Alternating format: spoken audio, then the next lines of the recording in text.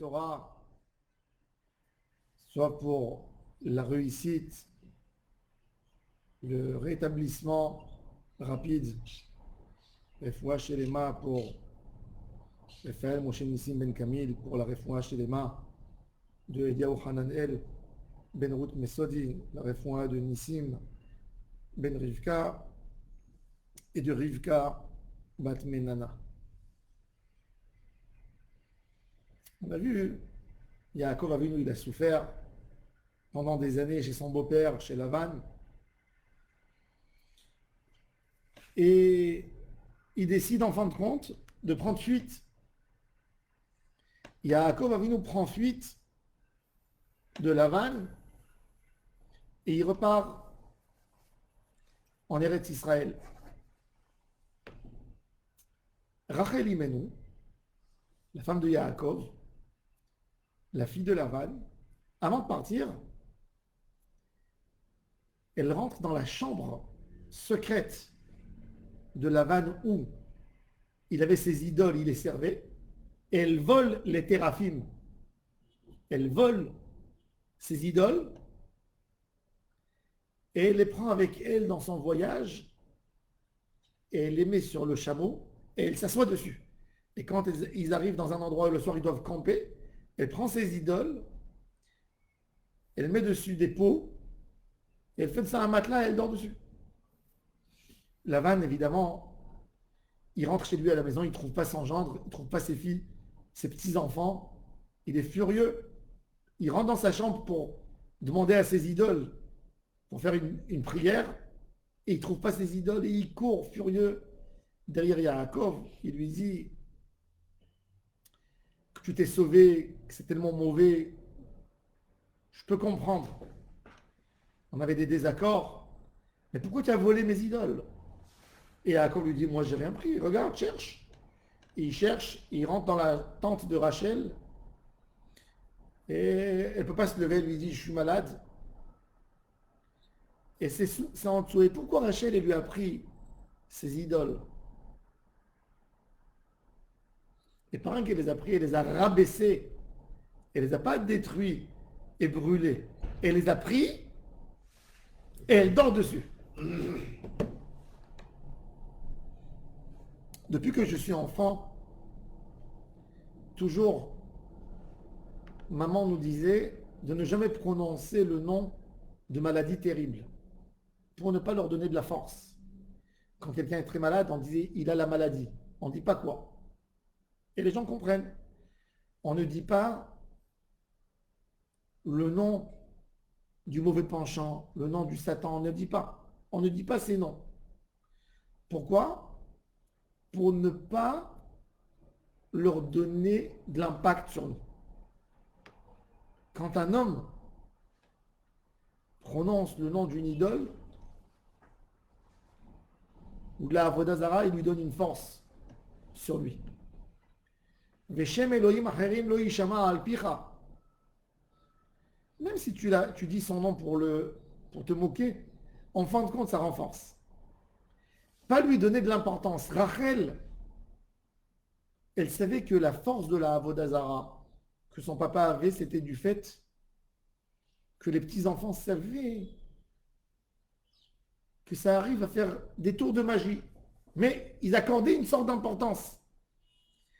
Et c'est pour ça qu'elle a insisté à lui prendre sa Avodah Zara parce qu'il pouvait lui poser la question, il est où Yaakov pour pouvoir courir derrière? Pourquoi? Parce que les enfants de Yaakov ont accordé de l'importance aux idoles de Lavan, même qu'ils n'y croyaient pas. Mais du moment où tu accordes de l'importance à une Avodah Zara, elle a un impact sur toi. C'est pour ça que d'après la halakha, la Torah, on n'avait jamais le droit de dire sur une église, regarde quelle belle église, regarde quelle belle statue, pour ne pas avoir un impact de la Avodah Zara sur nous. On va voir. Ce qu'on donne de l'importance, c'est ce qui nous commande. Yaakov Avinu, a une peur bleue de son frère Esav. Et c'est en fin de compte ça qui donnerait la force à Esav pour lutter contre Yaakov. Tellement Yaakov a donné de l'impact à son frère, de l'importance, que l'ange de Esav est descendu du ciel pour se battre avec Yaakov. Si Yaakov ne le considérait pour rien, eh ben, il n'aurait pas pu. Et c'est pour ça que le Midrash, il dit, c'était un chien qui était assis tranquille dans sa cour, endormi, presque endormi. Et tout d'un coup, tu es venu devant lui et tu as fait comme si tu as peur et tu es paniqué. Et là, c'est là qu'il va te courir derrière. Qu'est-ce que tu viens? Qu'est-ce que tu lui attrapes l'oreille? Qu'est-ce que tu viens lui donner de l'importance? Si on a envie d'être préservé du mal, c'est ne jamais lui donner de l'importance. La Gemara, elle dit que le Haïnara, le mauvais œil, il peut attraper que des gens qui lui donnent de l'importance. Les gens qui ont peur du Haïnara, c'est eux qui vont prendre le Haïnara. Quand quelqu'un ne considère pas le Haïnara, ils ne peuvent rien lui faire. Les sorciers à l'époque faisaient beaucoup d'actions dans ses mains pour impressionner les gens, et avec le fait que tu arrives à impressionner quelqu'un, tu arrives à lui dominer son cerveau avec une sorte d'hypnose. Quand quelqu'un il fait un jeu devant quelqu'un d'autre et il voit que l'autre a impressionné, c'est là que sous forme d'hypnose, il arrive à lui dominer sa tête. La Gemara raconte sur Rabbi Hanina, il était en train d'étudier, il y avait une femme qui venait et elle lui prenait de la terre sous ses pieds pour lui faire des sorcelleries. Il rigolait. Il disait, tu peux rien me faire. Enod milvado. Je te considère pour rien. Tu peux rien me faire. Toutes les choses dans ce monde, c'est de l'imagination. Le Rambam écrit, et il a un gros débat avec Ramban, mais ça c'est l'opinion du Rambam dans le Guide des Égarés. Le Rambam dit que toutes cette rencontre qu'on va voir la semaine prochaine entre Yaakov et l'ange de Esav, c'était dans le rêve, c'était pas dans une réalité. Le Rambam dit que quand tu donnes une importance à quelque chose, les démons, c'est dans la tête des gens. L'importance qu'on accorde à chaque chose, c'est là-bas où on vit.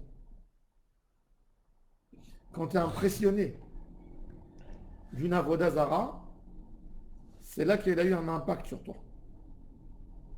C'est pas qu'elle a eu un impact et après tu penses d'elle. C'est que tu as pensé d'elle et ça a fait un impact sur ta neshama.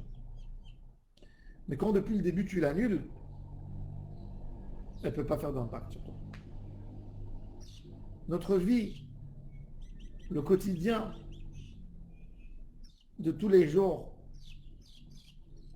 on accorde tellement d'importance pour les besoins de matérialisme, les besoins matériaux, matériels, tous les besoins matériels, on leur donne de l'importance. Et cette importance qu'on leur accorde, finalement, vient contre nous et nous fait un impact. Nous pollue notre neshama à tel point qu'on dépend de ces biens matériels qu'on ne peut plus rien faire. Ils nous dominent notre vie.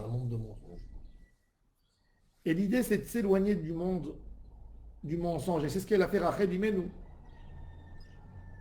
Pour éloigner son père de l'idolâtrie, il ne suffisait pas d'aller et de brûler ses idoles parce qu'ils recevraient de l'importance quand même. Ils ont été brûlés. C'était quelque chose d'important qui a brûlé. Nous, notre Beth Amikdash, il a été brûlé, mais il est dans nos esprits. Donc, qu'est-ce qu'elle a fait? Elle les a pris et les a profanés. Elle les a dégradés. Parce que pour elle, le moyen de Aliyah de venir en Eretz Israël, quand elle était dans la maison de son père, 22 ans mariée avec Yaakov Avinu, elle a eu Yosef. Yaakov était dans les champs. Et Rachel, elle voyait son papa, Lavan, il rentrait tous les soirs. Et il allait en rendez-vous avec ses idoles. Et avant de manger le repas, il faisait des louanges à ses idoles pour essayer d'influencer ses filles, ses petits-enfants. C'est pour ça qu'on dit dans la Haggadah que Lavan voulait nous détruire. Lavan avait un débat, un vrai débat avec Abraham, son grand-oncle, et Yitzhak, son beau-frère, de dire, ben moi je vais assimiler leurs enfants. Moi je vais les rendre païens. Abraham nous a quittés. Il a cassé toutes les idoles de notre ville. Et ben moi, je vais prendre les petits-enfants d'Abraham et je vais les rendre païens. Et tous les jours, il faisait un travail. Ils appellent ça des théraphim. Des théraphim. Terra. Oui. Non, des théraphim, c'est de la Avodazara. Ça s'appelle Terra. Non, parce qu'ils parlaient. Ils avaient tellement de force, cet Avodazara, et il essayait. Et Rachel, elle a dit avant d'aller en Eretz Israël, je dois me détacher de ce que j'ai entendu parce que ça influence. Quand tu vis avec quelqu'un, et n'importe quelle chose qu'il fait, il dit, attends, je vais aller demander d'abord à mon Dieu. Finalement, il t'influence. Un juif qui sera en Inde, qui va vivre avec des idolâtres, des hindous, finalement, il accorde l'importance. Qu'est-ce qu'elle a voulu faire, Rachel? Elle a dit, ça ne suffit pas que je prends et que je les détruis. Il faut que je les rabaisse. Il faut que je m'assoie dessus. Tant que je n'ai pas fait ça, ça a un impact sur moi. Et c'est pour ça qu'il y a Yaakov Avinu. Paracha prochaine, on va voir. Il demande à ses enfants, il dit, j'avais fait un vœu. Le vœu, il est dans notre paracha. De me recueillir devant Dieu à Bethel. Enlevez vos mauvais habits, vos mauvaises habitudes et préparez-vous, purifiez-vous pour se rapprocher d'Hachem Yitbarach. Tant que l'homme ne fait pas un travail de prendre les théraphim, de prendre les objets matériels de ce monde et de les écraser, ça nous influence. Ça nous influence, ça nous prend, ça nous remplit. Faire un travail, je casse une mauvaise idée que j'avais en moi. Je casse cette mauvaise idée. Ça, c'est ce qu'elle a fait Rachel Imenu, la matriarche de Ham Israël, une femme pleine d'émouna. D'ailleurs, c'est la seule fois où la Torah nous raconte une action particulière d'une matriarche qui fait ce que les patriarches ont fait. Et Rachel Imenu, c'est la seule fois où elle fait un geste d'agrandir la émouna, de détruire des idoles, comme il a fait Abraham Avinu. Elle est partie dans les traces d'Abraham, le père de la nation, et c'est pour ça qu'on s'approprie plus Rachel que toutes les autres matriarches. Yaakov Avinu était marié avec quatre femmes. Mais la matriarche que nous sommes attachés particulièrement à elle, c'est Rachel. Rachel Imenu, maman Rachel. Pourquoi? Parce que Rachel a fait le même travail qu'Abraham Avinu. Elle a pris ses idées tordues et les a détruites. Elle a montré à ses enfants, elle a montré aux enfants de Yaakov, regardez ces idoles que Lavan se vantait d'eux toute la journée, qui lui disait où il fallait investir, qu'est-ce qu'il fallait faire. Je les prends, il ne va même pas savoir où ils sont. Ils ne peuvent pas se défendre. Et je vais m'asseoir dessus pour les rabaisser, ils ne peuvent rien faire. Elle a voulu montrer comment ils sont capables de rien faire. D'annuler la Avodazara.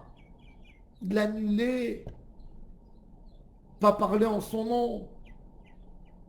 Chaque mot qu'on donne en faveur du Yetzirara, en faveur de ce monde, il a une épée vice-versa, il revient contre nous. La Avodat Hashem, c'est de dire et de montrer comment il n'y a rien dans tout ça. C'est ce qu'il dit David Ameler. Et on le dit dans le Hallel. Af lahem, ils ont un nez, velo yerichun, einaim lahem, velo yiru. Oznaim lahem, ils n'entendent rien. Af en yeshru arbifiem. Même ce que tu vois qui font sortir, qui font quelque chose, c'est rien. Kemohem, comme eux, iyu osem, kol asher boteach bahem. Tout celui qui y croit en eux. Et tout de suite après, Israël betach badonai, Ezram ou Maginamu. Israël, mets toute ta confiance qu'en Hachem Barach. Mais il faut parler Emouna, il faut parler Bitachon, et il faut détruire le côté Yetzerara qui nous dit c'est tel monsieur qui te donne ta bracha, c'est telle chose qui t'amène ta réussite, c'est telle chose qui va t'amener un succès. Non, il faut le casser, il faut le détruire de la même manière que Rachel Imenu a détruit les téraphim. Les a pris, c'est à scission pour les rabaisser. C'est que comme ça qu'on se rapproche à Hachem Yitbarach, qu'on a le mérite d'être proche d'Akadosh Baruch Hu, de s'éloigner. Tout ce qui n'est pas Hachem, c'est contre Hachem. De se rapprocher à Hachem et de comprendre c'est lui la seule et unique source de tout le bonheur possible qu'il y a dans le monde.